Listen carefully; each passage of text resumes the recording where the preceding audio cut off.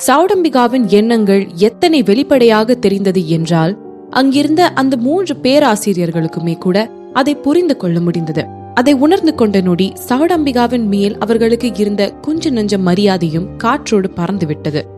அங்கிருந்த எல்லோருக்குமே யாரின் பக்கம் தவறு இருக்கிறது என்று தெளிவாக புரிந்து கொள்ள முடிந்தது. உண்மையிலேயுமே யாருக்கு தலைக்கணம் இருக்கிறது என்றும் கூட புரிந்து கொண்டார்கள். ஆனால் அவர்களின் எண்ணங்களை பற்றியெல்லாம் சௌடம்பிகாவிற்கு எந்த கவலையும் இருக்கவில்லை. ஏனெனில் அவளுக்கு இப்பொழுது மனதில் ஆட்கொண்டிருந்த ஒரே எண்ணம் அவந்திகாவை இந்த இடத்தை விட்டு துரத்துவது மட்டும்தான். அவளால் என்ன ஆனாலும் இங்கு அவள் இருக்கும் பதவியை விட்டு கொடுக்கவே முடியாது. அதற்கு அவந்திகாவிற்கு இன்னும் நிறைய சவால்களை அவள் கொடுக்க வேண்டும். அதே நேரத்தில் அவந்திகாவும் அவள் போடும் சவால்களுக்கெல்லாம் இணங்கி போக அவளுக்கு குதூகலமாய் போய்விட்டது. அப்படி ஒரு சந்தேகம் வந்த பிறகு இன்னும் எத்தனை டெஸ்ட் வேணும்னாலும் எதிர்கொள்ள நான் தயாரா தான் இருக்கேன். ஆனா ஒருவேளை நான் எல்லாத்தையுமே ஜெயிச்சிட்டேன்னா இனி வாழ்க்கை முழுதும் நீங்க இங்க வரவே முடியாத மாதிரி பேன் பண்ணிக்கணும் என்றாள் அவந்திகா. இதை கேட்டு சௌடம்பிகாவின் ரத்த நாளங்கள் துடிக்க ஆரம்பித்திருந்தன. அவந்திகாவை பார்த்து பொசுக்குவதை போல முறைத்து வைத்தாள். தலைக்காமல் அவளை பார்த்து முறைத்த அவந்திகா, ஏன் உங்களால மட்டும்தான் எங்க பயம் காட்ட முடியுமா? இந்த விளையாட்டை நம்ம 2 பேருமே விளையாடலாம் சிஸ்டர். ஆரம்பிச்சது நீங்க தானே, அதனாலதான் நான் இப்ப திரும்பி அடிக்கிறேன் என்றால் சௌடம்பிகாவின் கண்களை கூர்மையாக பார்த்து கொண்டே. இதை கேட்ட அங்கே இருந்தவர்கள் மற்றொரு அதிர்ச்சி அலையை நேர்கொள்ள ஆரம்பித்தனர். இப்படி அப்பட்டமாக சௌடம்பிகாவை அவந்திகா எதிர்த்து நிற்பாள் என்று அங்கிருந்த யாருமே எதிர்பார்க்கவில்லை. ஆனால் முன்னர் இருந்த நிலைமைக்கு இப்பொழுது அவந்திகாவின் செயல்கள் அவர்களை கோபப்படுத்தாமல் கவரவே செய்தது. அவள் எதிர்த்து நிற்பதிலும் நியாயம் இருக்கத்தானே செய்கிறது என்று நினைத்தார்கள். அதோடு அங்கிருந்த எல்லோருமே இத்தனை நேரம் சௌடம்பிகாவின் பக்கமெல்லாம் நிற்கவில்லை. அவர்கள் பக்க பலமாக இருந்தது அந்த 3 பேராசிரியர்களுக்கு மட்டும்தான். ஆனால் இப்பொழுதும் அங்கிருந்த சிலர் அவந்திகாவிற்கு எதிராகத்தான் இருந்தனர். சரிதான் லீடர், நீங்க இந்த சேலஞ்ச கண்டிப்பா நடத்தணும். அவ உங்களுக்கு சீட் பண்றான்னு நீங்க நிரூபிக்கணும். ஆமா லீடர், நீங்க எவ்வளவு நேர்மையான ஆளுன்னு எங்களுக்கு தெரியும். அதோட உங்களுக்கு லைஃப் டைம் பேன் வந்துருச்சுன்னா என்ன பண்ண? இப்படியெல்லாம் இந்த விஷயத்துல நீங்க எந்த கவலையும் பட தேவையில்லை. ஏன்னா நீங்க தான் அவ்வளவு உறுதியா இருக்கீங்கல்ல, அவந்திகா தான் சீட் பண்ணிருக்காங்கன்னு இல்லையா என்று கேட்டு வைத்தான் கூட்டத்தில் இருந்த ஒருத்தன். இப்பொழுது இவர்கள் என்னை புகழ்கிறார்களா இல்லை பழிக்கிறார்களா? உண்மையை புரிந்து கொண்ட சௌடம்பிகா கோவத்தில் பற்களை நரநரத்தாள். அவள் மனதில் ஏதோ ஒரு இனம் புரியாத பயம் எழுந்தது. இருக்கட்டும், இன்னும் கம்ப்யூட்டர் சயின்ஸ் டெஸ்ட் இருக்குல்ல என்று நினைத்து கொண்டாள். இதை நினைத்தவளுக்கு கடலில் தத்தளிக்கும் போது ஏதோ ஒரு துரும்பு கிடைத்தது போல் இருந்தது. சரி, நானே அவளுக்கு டெஸ்ட் வைக்கிறேன். ஆனா அதுக்கு முன்னாடி இவ கம்ப்யூட்டர் சயின்ஸ் டெஸ்ட் பாஸ் பண்ணணும். அது வரையும் நான் கொஞ்சம் ப்ரிப்பேர் பண்ணிக்கிறேன். அவளுக்கு அவள் நிலையை நினைத்து எந்த வெக்கமும் இருக்கவில்லை. இதை பார்த்த பேராசிரியர்களுக்கு ஒரு கேலி புன்னகை தோன்றியது. அவர்களுக்கு சௌடம்பிகா எத்தனை வெக்கம் கெட்ட பெண் என்று இறுதியாக புரிந்துவிட்டது. ஆனால் அவர்களின் கேலி பார்வையை எல்லாம் கண்டு கொள்ளவில்லை. இதையெல்லாம் பார்த்தால் இந்த லேபை விட்டே வெளியே போக நேரிடும் என்று நினைத்து கொண்டாள். கூட்டத்தில் இருந்தவர்களுக்கும் கூட இவளை பார்த்து சை என்று ஆகிவிட்டது. அது அவளுக்கு புரியத்தான் செய்தது. அப்படியென்றால் இதுதான் அவளுக்கு அவந்திகாவை துரத்துவதற்கான கடைசி வாய்ப்பு என்று அவளது மனது அவளுக்கு எச்சரிக்கை விடுத்தது. இவளது முகத்தில் வெளிப்படும் உணர்ச்சிகளை பார்த்து சிரித்த அவந்திகா, சரி, இப்ப யாரு எனக்கு கம்ப்யூட்டர் டெஸ்ட் வைக்க போறாங்க என்று கேட்டாள். ஸ்டீஃபன் ஒகேனன், இங்க வாங்க என்று கத்தினாள் சௌடம்பிகா. அங்கிருந்த எல்லோரும் இது எதிர்பார்த்ததுதான் என்பது போல் முகத்தை வைத்துக் கொண்டார்கள். கணினி அறிவியலுக்கான தேர்வு என்றதுமே நிச்சயம் அவர்களிடம் இருக்கும் அந்த துறையின் நிபுணர் ஸ்டீஃபன் ஒகேனனை தான் சௌடம்பிகா அழைப்பாள் என்று அவர்களுக்கு உறுதியாக தெரியும். சுற்றி சுற்றி அவள் எங்கே வருகிறாள் என்று அங்கிருந்த எல்லோருமே புரிந்து கண்டார்கள். ஸ்டீஃபன் வைக்கும் டெஸ்டை இந்த சௌடம்பிகாவாலேயே பாஸ் பண்ண முடியாது. இதில் கேவலம் என்ன என்றால் அந்த திறமையாளனை கண்டுபிடித்ததே அவள்தான். இந்த திறமையாளனின் பெயரை அழைத்ததுமே அந்த கூட்டம் 2ஆக பிரிந்து நின்றது. அவர்களின் நடுவில் இருந்து ஒரு உயரமான மனிதன் வெளிவந்தான். அவனை பார்த்த அவந்திகாவின் கண்கள் அவனை கண்டு கொண்ட ஆச்சரியத்தில் விரிந்தது. இது அந்த எஸ்பி தானே? அன்னைக்கு ஹேக்கர் காம்படிஷன்ல மணியன் டெக் அவங்க சார்பா இறக்குன ஆளு தானே? ஆனா அவன் இங்க என்ன பண்றான்? அவனை பார்த்ததும் தான் சௌடம்பிகாவிற்கு அவள் இழந்து கொண்டிருந்த நம்பிக்கை மீள ஆரம்பித்தது என்று சொல்லலாம். ஸ்டீஃபன் ஒகேனல் தான் எங்க லேபோட கம்ப்யூட்டர் சயின்ஸ் கமிட்டி லீடர். அதோட நானும் கேள்விப்பட்டேன், அவந்திகா நீ கொஞ்சம் நல்ல கோட் பண்ணுவியாமே, அது நீ இப்ப ஸ்டீஃபன் ஒகேனல் மூலமா எங்களுக்கு காமிக்கணும்னு நாங்க ஆசைப்படுறோம் என்றாள் சௌடம்பிகா. இவன் என்ன டெஸ்ட் பண்ணணும்னு நீங்க நினைக்கிறீங்களா என்று கேட்டாள் அவந்திகா. ஆமா என்றாள் சௌடம்பிகா. நான் உங்களுக்கு ஒரு வாய்ப்பு தரேன், இவனை விட ஒரு பெட்டரான ஆளை எனக்கு மாத்தி கொடுங்க என்று அவள் சொல்ல, என்ன திமிர் உனக்கு அவந்திகா, அவன் பார்க்க சின்ன வயசா தெரியறான்னு அவனுக்கு குறைவா மதிப்பு போடாத. ஸ்டீஃபன் ஒகேனல் தான் எங்க கிட்ட இருக்கிறதுலயே பெஸ்ட் கம்ப்யூட்டர் சயின்டிஸ்ட் என்று அவள் கூற, லீடர் சொல்றது சரிதான், எங்க எல்லாரை விட ஸ்டீஃபன் ஒகேனல் தான் பெஸ்ட் கம்ப்யூட்டர் சயின்டிஸ்ட் என்றான் கூட்டத்தில் ஒருவன். ஆனால் அங்கிருந்த யாருக்குமே அவந்திகாவின் முகத்தில் இருந்த பூடகமான சிரிப்பிற்கான அர்த்தம் தான் விளங்கவில்லை. ஃபைன், அப்படியே இருக்கட்டும். ஆல்ரைட் மிஸ்டர் ஸ்டீஃபன் ஒகேனல், நீங்க என்னை எதுல டெஸ்ட் பண்ணணும்னு நினைக்கிறீங்க? கண்டிப்பா இந்த டெஸ்ட் நீ இதுவரையும் எங்களை சீட் பண்ணல என்ற அளவுக்கு இருக்கணும். அதனால ஸ்டீஃபன் ஒகேனல், நீங்க எவ்வளவு கஷ்டமான சவாலை அவ முன்னாடி வச்சாலும் அவ இதை தோக்கடிச்சு காமிப்பா. அதாவது நீ அவளுக்கு மிகவும் கடினமான சவாலை கொடுக்க வேண்டும் என்ற மறைமுக வரிகள் அவளின் வரிகளில் ஒளிந்திருந்தது. அவளுக்கு நம்பிக்கை இருந்தது, ஸ்டீஃபன் ஒகேனல் மட்டும் அவனின் முழு அறிவையும் இதில் பயன்படுத்தி விட்டான் என்றால் அதன் பின் நிச்சயம் அவந்திகாவால் இந்த போட்டியில் ஜெயிக்க முடியாது. அவனது திறமையை சௌடம்பிகா முன்னரே பார்த்திருக்கிறாள். அவன்தான் அவனது துறையில் ஜாம்பவான் என்று கூட சொல்லலாம். அவனிடம் மாட்டிக்கொண்டு அவந்திகா முழிக்க போகும் மொழியை பார்க்க சௌடம்பிகாவிற்கு ஆசையாக இருந்தது. ஐ சரண்டர் என்று சிரித்துக் கொண்டே கையை மேலே தூக்கிவிட்டான் ஸ்டீஃபன். என்ன? ஸ்டீஃபன் கூறியதை கேட்ட சௌடம்பிகா அதிர்ச்சியில் விழி பிதுங்கி நின்று விட்டாள். அவள் தன் காதுகளையே நம்ப மாட்டாமல் அவனை பார்க்க, லீடர், நான் சரணடைறேன்னு சொன்னேன் என்றான். மொத்த கூட்டமும் அதிர்ச்சியில் உறைந்து போய் நின்று விட்டனர். ஸ்டீஃபன் ஒகேனல் என்ன பண்றான்? அவட்ட போட்டி போடாமையே சரணடைஞ்சிட்டானா? என்ன அர்த்தம் இதுக்கு? யார கேட்டு நீ சரண்டரான? அதை எப்படி டெஸ்டை வைக்காம நீ சரண்டர் ஆகலாம்? நான் உனக்கு ஆர்டர் பண்றேன், இப்பயே அவளுக்கான டெஸ்ட் வை என்று கத்தினாள் சௌடம்பிகா. இதை கேட்ட அவனின் முகம் விழுந்து விட்டது. நான் ஏன் சரண்டர் ஆனேன்னா, எனக்கு தெரியும் நான் அவங்க அளவுக்கு திறமையானவன் இல்லைன்னு என்றான் சிறுகுரலில். மறுபடியும் ஒரு அதிர்ச்சி அலை அங்கிருந்தவர்களை தாக்கி விட்டு சென்றது. ஏன் ஸ்டீஃபன் இப்படி சொல்ல வேண்டும்? அதோடு அவந்திகாவிற்கு தான் இணையானவன் இல்லை என்று அவனுக்கு எப்படி தெரியும்? இப்படி இன்னும் பல கேள்விகள் அவர்களுக்குள் எழுந்தன. ஏன்னா இதுக்கு முன்னாடியே நாங்க போட்டி போட்டிருக்கோம், நான் தான் அதுல தோத்தேன், அதுவும் மொத்தமா. இவங்கள மாதிரி ஒரு ப்ரொஃபஷனல நான் இதுக்கு முன்னாடி பார்த்ததே இல்லை. உங்க எல்லாருக்கும் நான் சொல்றதுல நம்பிக்கை இல்லைன்னா நீங்க எல்லாரும் இந்த வருஷம் நடந்த ஹேக்கர் காம்படிஷனோட ஃபுட்டேஜை எடுத்து பார்க்கலாம். மிஸ் நாதன் தான் ஜெயிச்சாங்க அதுல. அவனுக்கு இன்றும் அன்று விளையாடிய போது இருந்த உணர்ச்சி பெருக்கு உயிர்ப்புடன் இருந்தது. அவன் அவந்திகாவிற்கும் அவனுக்கும் நடந்த போட்டியை பற்றி விளக்கும் பொழுது அவனது முகத்தில் சிரிப்பு அப்பி இருந்தது. அவனுக்கு உண்மையிலேயுமே அவந்திகாவை நினைத்து வியப்பாகவும் இருந்தது. அதே நேரத்தில் அவன் அவளது திறமையை ஆதரித்தான்.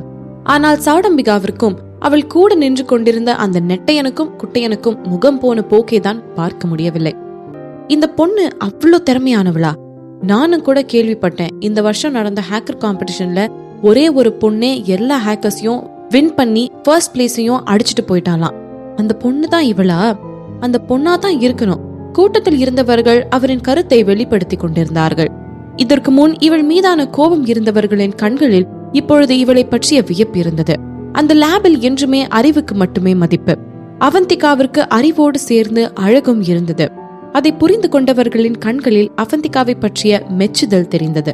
சரி, இப்போ நம்ம கம்ப்யூட்டர் டெஸ்ட் எடுக்கலாமா வேணாமா? இல்லனா அடுத்த லீடர் நடத்துற டெஸ்ட நான் அட்டென்ட் பண்ணுவேன். என்ன லீடர் என்றாள் அவந்திகா. அதுக்கு மேல என்ன செய்ய? இதுக்கு மேல அளவுக்கு என்ன டெஸ்ட் வைக்க? மேலும் அவந்திகாவுடன் போட்டி போடுவது அவளுக்கு தான் அவமானத்தை பெற்று தரப்போகிறது. இந்த அளவிற்கு அவள் திறமையானவள் என்று முன்னரே தெரிந்திருந்தால் சௌடம்பிகா முன்னரே வேறு ஏதாச்சும் திட்டம் தீட்டி இருந்திருப்பாள். ஆனால் அதை இப்பொழுது நினைத்து என்ன பயன்? காலம் கடந்தாகிவிட்டது. முடிவு பண்ணிட்டீங்களா இல்லையா?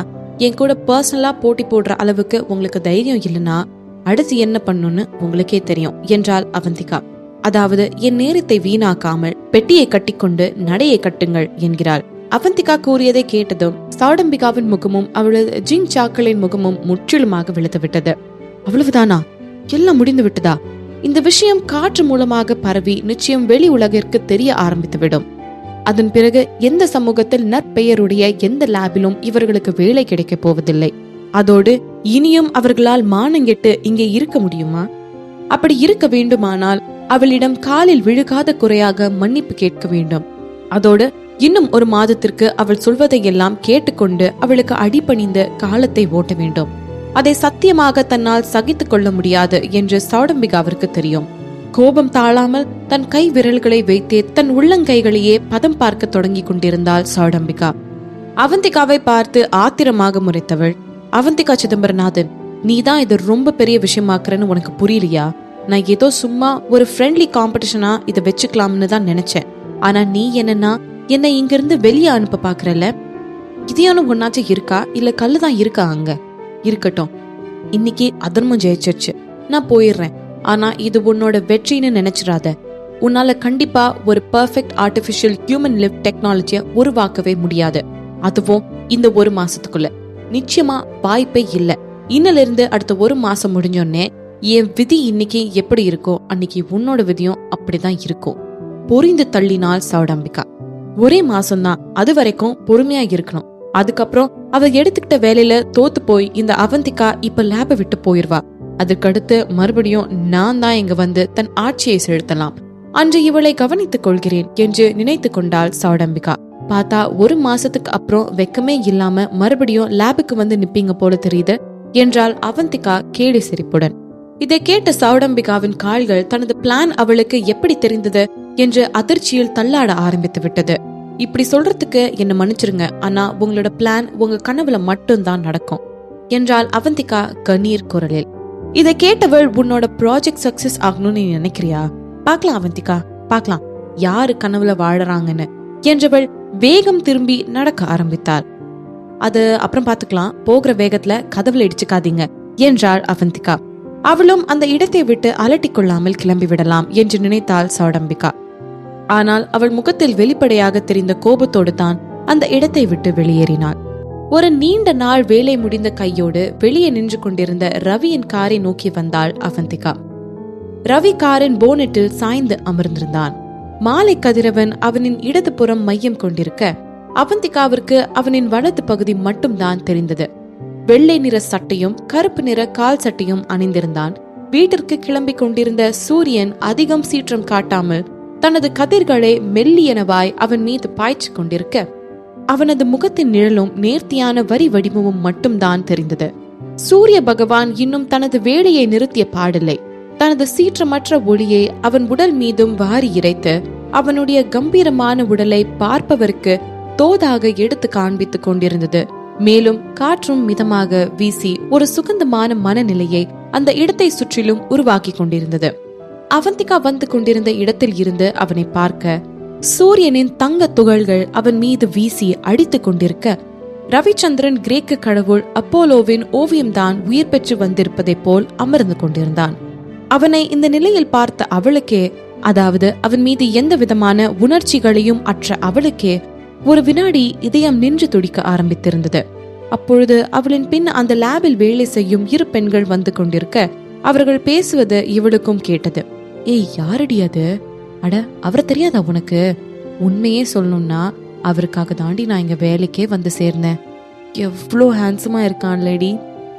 அந்த பெண்கள் பேசுவதை கேட்க கேட்க ஏனோ காரணமே இன்றி அவந்திகாவிற்கு தன் காதுக்குள் கூசுவது போல் இருந்தன. அவர்கள் பேசுவதை கேட்டுக்கொண்டிருந்தவள் சட்டென்று சிரிக்க இவளை திரும்பி பார்த்த ரவிச்சந்திரனின் வெட்கை நிறைந்த கண்கள் இவளுடைய கண்களை தழுவின. அடுத்த வினாடியே ஆளை இழுக்கும் பளிச்சிரிப்பு ஒன்றை உதிர்த்து வைத்தான் அந்த வசியக்காரன். ஏய், என்ன புடிடி, நான் மயங்கி விழுந்துருவேன்னு நினைக்கிறேன். ஏய், உனக்கு முன்னாடி நான் மயங்கி விழுந்துருவேன் போலடி. அப்போ நான் உனக்கு முன்னாடி செத்துருவேண்டி.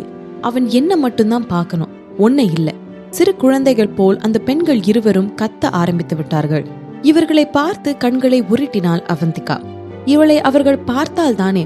ஆமா, அங்க வேலை செய்யற ஆம்பளைங்களை விட ரவி ஏதோ கொஞ்சம் அழகா போயிட்டாரு, அதுக்கு இவருக்கு இத்தனை பில்டப் கொடுக்கணுமா என்ன? அவளது மனது நொடித்தது. இவளை நோக்கி நடந்து வந்தவன் அதே பளிச்சிரிப்போடு, சோ முதல் நாள் வேலை எப்படி போச்சு என்று கேட்டான். அவந்திகா இதை ஏதோ கற்பனை கண்டு கொண்டிருக்கிறோம் என்றே நினைத்தாள். ஆனால் அவனின் பார்வை அது ஏதோ ஒரு பொக்கிஷத்தை பார்ப்பது போல் அவளை வருடியது. ரவி எப்போல இருந்து மித்தவங்க கிட்ட இவ்ளோ கைண்டா நடந்துக்க ஆரம்பிச்சாரு? விட்டால் அவளை நடக்க விடாமல் தானே தூக்கி கொண்டு போய் அமர் வைப்பான் போலும். ஆனால் அவனிடம் எப்பொழுதும் இருக்கும் அந்த ஆர்வமின்மையும் அலட்சியமும் எங்கே போயிற்று என்று யோசிக்க ஆரம்பித்தாள் அவந்திகா. அதனால்தான் அவனின் இந்த செயல்களை பார்த்துதான் தான் ஏதோ பிரம்மையில் இருக்கிறோம் என்று நினைத்தாள் அவந்திகா. அவர் மாறி போயிருந்தா நமக்கு என்ன, மாறலனா நமக்கு என்ன என்று நினைத்தவள் மனதை செலுப்பிக் கொண்டாள். நல்லா போச்சு என்று சுருக்கமாக முடித்துக் கொண்டாள். வா இரு, வீட்டுக்கு போற வழியில மீதியெல்லாம் பேசிக்கலாம் என்றபடி காரின் கதவை திறந்து விட்டான்.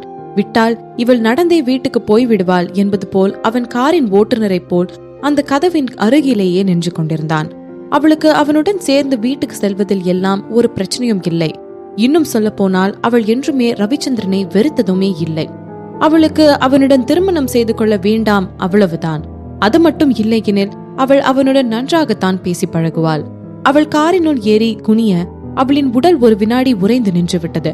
ஏனெனில் அவள் காரில் முட்டிக்கொள்வாளோ என்று நினைத்து ரவிச்சந்திரன் அவளின் தலையை கொஞ்சம் கீழே அமுத்தியிருந்தான். அந்த நேரம் அவளின் பின் வந்து கொண்டிருந்த இரு பெண்களும் அவர்களின் கண்களாலேயே இவளது உடலில் துளையிட்டுக் கொண்டிருந்தார்கள். அவர்களின் முறைப்பை பார்த்தால் விட்டால் இவளை தள்ளிவிட்டு வந்து இவளிடத்தில் நின்று கொள்வார்கள் போலும். அவர்களின் பார்வையை பார்த்த அவந்திகாவிற்கே வெலவெலுத்து போனது என்றால் அவர்களின் பார்வை எப்படி இருந்திருக்கும் என்று எண்ணிக்கொள்ளுங்கள். அவர்களை பார்த்த அவந்திகா கடகடவென காரில் ஏறி அமர்ந்து கொண்டாள். கார் கிளம்பிய பின் தான் இத்தனை நேரம் தன்னை அறியாமலேயே இழுத்து வைத்திருந்த மூச்சை அவந்திகா வெளியிட்டாள். ரொம்ப வேலையாடி என்றான் ரவிச்சந்திரன். அப்படிலாம் ஒண்ணும் இல்ல. அந்த சௌடம்பிகாவையும் அவளது ஜிங் சாக்களையும் துரத்தி அடித்தாள், அவ்வளவுதானே. எனக்கு சௌடம்பிகா பத்தின விஷயம் காதுக்கு வந்துச்சுடி. வந்த ஒரே நாள்ல இவ்ளோ பெருசா வச்சு செஞ்சிருக்க என்றான் ரவிச்சந்திரன். ஒருவேளை நம்ம அவங்கள தொடர்ந்ததுக்கு நம்மள குறை சொல்றாரோ என்று நினைத்தபடி அவன் முகத்தையே வெறித்தாள். அவங்க வம்புக்கு வரலனா நான் ஃப்ரீயா விட்டிருப்பேன், இருப்பதை சொன்னாள். ஆனால் இன்று நடந்த சம்பவங்களுக்கு எல்லாம் ஒருவர் மேல் பழி போட வேண்டும் என்றால் அது சௌடம்பிகா மீதுதான் என்று நினைத்துக் கொண்டாள்.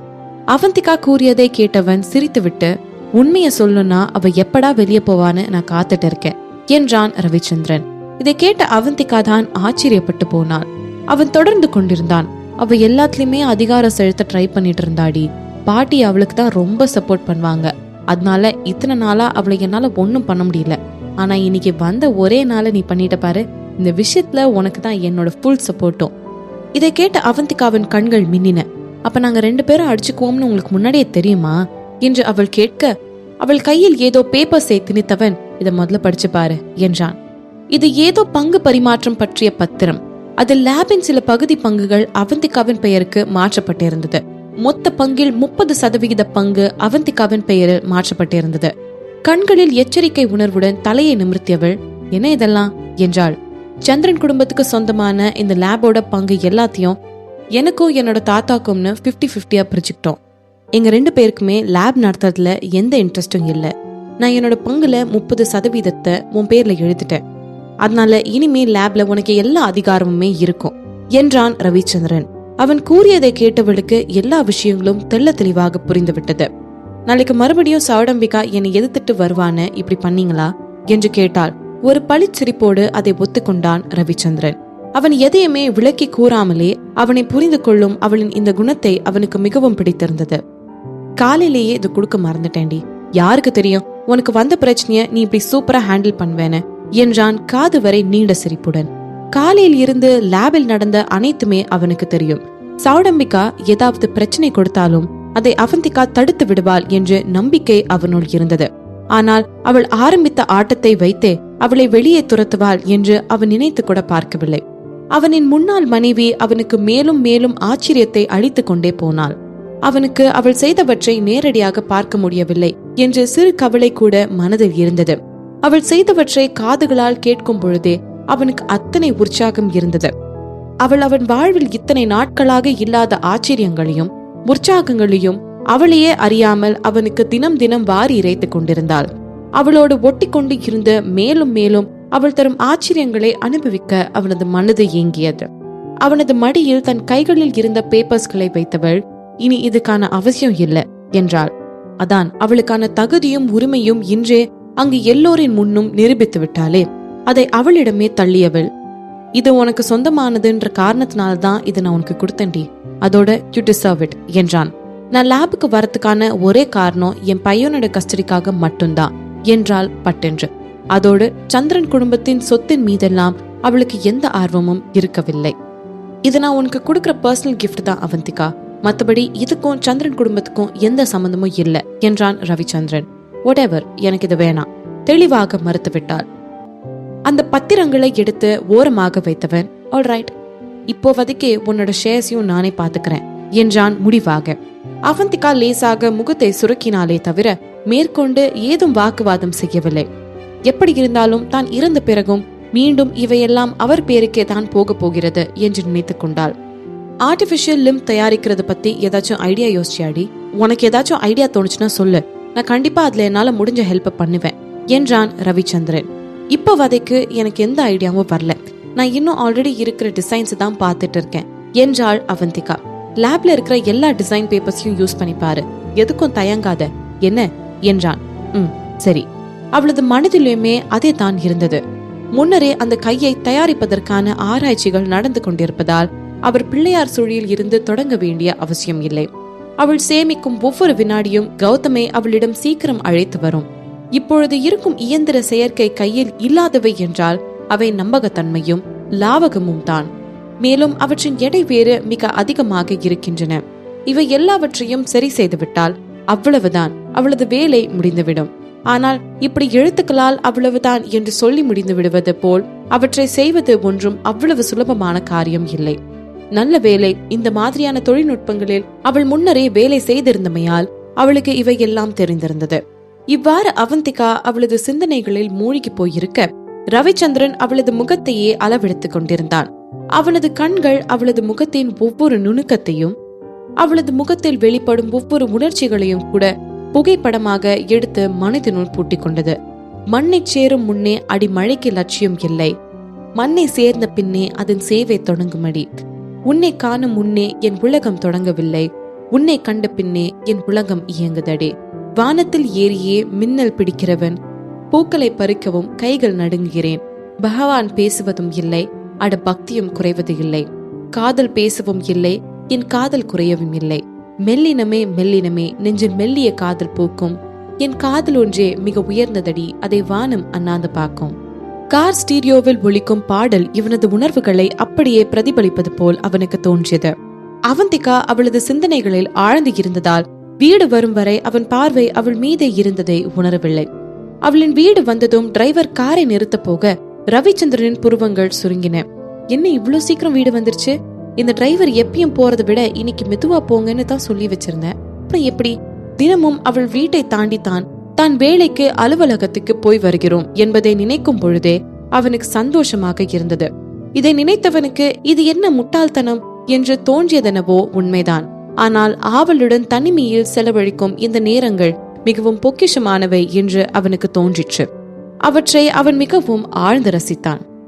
வண்டி நின்றதும் தான் அவந்திகா தன் நினைவு சுழல்களுக்குள் இருந்து வெளிவந்தாள். காரின் கதவை அவள் திறக்க போக, நான் நாளைக்கு காலையில வந்து உன்னை பிக்கப் பண்ணிக்கிறேன் என்றான் ரவிச்சந்திரன். திரும்பி இவனை பார்த்தவள், அதுக்கு அவசியம் இல்ல, டிசைன்ல போக்கஸ் பண்றதுக்காக நான் கொஞ்ச நாள் வீட்லயே தான் இருக்க போறேன் என்றாள். அப்ப நீ லேபுக்கு போக மாட்டியாடி என்றான் ரவிச்சந்திரன். அதுக்கு அவசியம் இல்ல என்று விட்டாள் பட்டென்று. ஆல்ரைட், நானும் கொஞ்சம் பிசினஸ் சம்பந்தமா வர வாரம் கொஞ்சம் வெளியே போக வேண்டியது இருக்கு, நான் போயிட்டு வந்தோடனே உன்னை வந்து பாக்குறேன். அதுக்கு முன்னாடி உனக்கு ஏதாவது உதவி தேவைப்படுச்சுன்னா தயங்காம எனக்கு கால் பண்ணிடி என்ன என்று ரவிச்சந்திரன் கூற, ஒரு சிறு தலை அசைப்போடு அவந்திகா காரை விட்டு வெளியேறிவிட்டாள். அவள் இறங்கி சென்ற பின்பும் காரின் ஜன்னல்களை கீழிறக்கி போகும் அவளையே தான் ரவிச்சந்திரன் பார்த்து கொண்டிருந்தான். இவை எல்லாவற்றையும் வீட்டின் மேல் இருந்த அருண் பார்த்து கொண்டிருந்தான். அவந்திகா வீட்டிற்குள் வந்ததும் வீடே அதிர மாடியில் இருந்து இறங்கி வந்தவன், அக்கா உங்களை வந்து டிராப் பண்ணது மிஸ்டர் சந்திரன் தானே? நீங்க 2 பேரும் மறுபடியும் ஒண்ணு சேர்றீங்களா என்ன என்று கேட்டான் அருணகிரி. இவன் கூறியதை கேட்டு கண்களில் ஏதோ ஒரு ஆர்வத்தோடு திரும்பியவள், நீ ஏண்டா அப்படி நினைக்கிற? நம்ம வீடு அவருக்கு வீட்டுக்கு போற வழியில தான் இருக்குன்றதுனால அவர் என்னையும் கூட கூட்டிட்டு வந்து விட்டுட்டு போனாரு என்றாள் அவந்திகா. ஆனா அக்கா, அவர் உங்களை பாக்குற விதம் என்று இழுத்தான் அருண். ஏனெனில் அவர் உங்களை தனது காதலியை பார்ப்பது போல் பார்த்து வைக்கிறார் அக்கா என்ற வார்த்தைகளை அவன் தொண்டை குழிய விட்டு மேலே வரவிடாமல் உள்ளே இறக்கி விட்டான். எப்படி பார்த்தா நமக்கு என்னடா, அது அவர் கவலை, எனக்கு அவர் கூட மறுபடியும் சேர எந்த விருப்பமும் இல்லை என்று கூறிவிட்டாள் அவந்திகா. உங்களுக்கு இல்ல அக்கா, ஆனா அவருக்கு இருக்கும்னு நினைக்கிறேன். அதோட அவருக்கு நடக்க இருந்த கல்யாணத்தை நிறுத்திட்டாரு. அதுக்கு மேல அவர் உங்களை பாக்குற விதம், இன்று இந்த விஷயத்தை அவன் ஒரு வழியாக்காமல் விட போவதில்லை என்று முடிவு கட்டினான் போலும். அந்த நேரத்தை பார்த்து சமையல் அறையில் இருந்து வெளிவந்த அருண்மொழிநாதன், அவந்திமா, ரவி உண்மையாலுமே அப்படி ஆசைப்பட்டார்னா நீ கண்டிப்பா அதை கன்சிடர் பண்ணணும்டா. அதுவும் இல்லாம உங்களுக்கு முன்னாடியே கல்யாணம் ஆகி ஒரு குழந்தையும் வேற இருக்கான். கௌதம்க்கு ஒரு அழகான குடும்பத்தை நீ அமைச்சு கொடுக்கணும்டா. அருண்மொழிநாதன் பழைய காலத்து ஆள். அவருக்கு கௌதம் இப்படி அவனது தாயும் தந்தையும் வேறு வேறு இடத்தில் இருந்து அவனது குழந்தை பருவத்தை கடப்பது நிச்சயமாக அவருக்கு பிடிக்கவில்லை. அவர் கூறியவற்றிற்கு அவந்திகா பதில் பேசும் முன்னரே முந்திக் கொண்டு வந்த அருண், அதெல்லாம் செல்லாது, என்னோட அக்காவும் அவரும் மறுபடியும் ஒண்ணு சேர மாட்டாங்க. அப்பா, அக்கா எவ்வளோ இம்ப்ரெசிவான பர்சன் தெரியுமா? அவங்களுக்கு மிஸ்டர் ரவிச்சந்திரன் மாதிரி ஒரு நார்மல் பர்சன் எப்படி ஈடாவாரு என்று குதித்தான். என்னது, ரவியே ஆர்டினரி மேனா என்று அவர் தான் அதிர்ச்சியாகி போய்விட்டார். என்னன்னு இருந்துட்டு போறாரு. அக்கா அவரை விட பெஸ்டான பர்சன். அதோட ஒரு ஆம்பளை வந்துதான் எங்க அக்கா வாழ்க்கைய முழுமையாக்கணும்னு எந்த அவசியமும் இல்லை என்று பொங்கினான். அவந்திகாவின் மனதிலுமே அவன் கோரிய எண்ணங்கள் தான் இருந்தன. அவள் அருணை பாராட்டலாம் என்று வாயை திறக்க வர, அதனால அந்த ரவிச்சந்திரன் என்னோட அக்கா கிட்ட மண்டியிட்டு என்ன மன்னிச்சுடு அவந்திகான்னு கதறணும். அப்படி பண்றாருன்னா வேணும்னா நான் அவரை என்னோட அக்கா கன்சிடர் பண்ணலாம்னு யோசிக்கிறேன் என்று அவன் முகத்தை சீரியஸாக வைத்துக் கொண்டு கூற, அவனை பாராட்ட நினைத்த வார்த்தைகளை அப்படியே முழுங்கிவிட்டாள் அவந்திகா. அவள் ஒன்றும் சொல்லாமல் மாடி ஏறி போவதை பார்த்தான். அக்கா எங்க போறீங்க என்று கேட்டு வைத்தான். வர்க் என்று மட்டும் கூறிவிட்டு அவள் மாடி ஏறிவிட்டாள். அவன் பின்னையே ஓடினான். அவந்திகா கையில் எடுத்திருக்கும் வேலையை பற்றி அவனுக்கு தெரியும். அதை அவள் எப்படி செய்து முடிக்கப் போகிறாள் என்று அறிந்து கொள்ளும் ஆர்வம் அவனிடம் அளவின்றி இருந்தது. அவந்திகாவிற்கு விபத்து நடந்து அவளின் பழைய ஞாபகங்கள் போகும் முன்னர் அவளுடைய முக்கியமான கோப்புகளை எல்லாம் கிளவுடில் போட்டு வைப்பதை அவள் வழக்கமாக கொண்டிருந்தாள். நேற்று இரவில் இருந்து அதில் இருப்பனவற்றை பற்றி ஆராயத் தொடங்கியிருந்தாள். அவளது கணினி திரை முழுவதும் ரொபாட்டிக் வடிவங்களாக காட்சியளித்தன. வாவக்கா, என்ன இதெல்லாம் நீங்களா பண்ணீங்க என்று அவளின் பின் குனிந்து நின்று வாயை பிளந்தான் அருண். எல்லாத்தையுமே எல்லாம் இல்ல அருண் என்றாள் அவந்திகா எந்த அலட்டலும் இல்லாமல். அக்கா என்ன சொல்றீங்க, எனக்கு புரியல என்றான் அருண். சிலதெல்லாம் அம்மா டிசைன் பண்ணாங்க, மித்ததெல்லாம் நான் கொஞ்சம் வருஷமா கலெக்ட் பண்ணிட்டு இருந்தது என்றாள் அவந்திகா. அவந்திகா கூறியதை கேட்டு கண்களை அகல விரித்த அருண், இதெல்லாத்தையுமே பெரியமா டிசைன் பண்ணாங்களா என்றான். அவள் கூறியதை கேட்ட அருணுக்கு சத்தியமாக ஆச்சரியம் தாங்கவில்லை. அவந்திகா ஒரு கணினி மேதை என்று அவனுக்கு தெரியும். அதை கூட அவள் கணினி காலத்தில் பிறந்தாள் என்பதனால் ஏற்றுக்கொள்ளலாம். ஆனால் தனது தந்தையின் காலத்தை சேர்ந்த தனது பெரியம்மாவும் இவ்வளவு பெரிய கணினி புலி என்பதை கேட்டு அவனால் ஆச்சரியத்தின் புச்சத்திற்கு சொல்லாமல் இருக்க முடியவில்லை. பெரியமாதான் இதெல்லாம் பண்ணாங்கன்னு என்னால இனிமே நம்ப முடியலக்கா என்றான் இன்னும் ஆச்சரியத்தில் இருந்து விலகாமல்.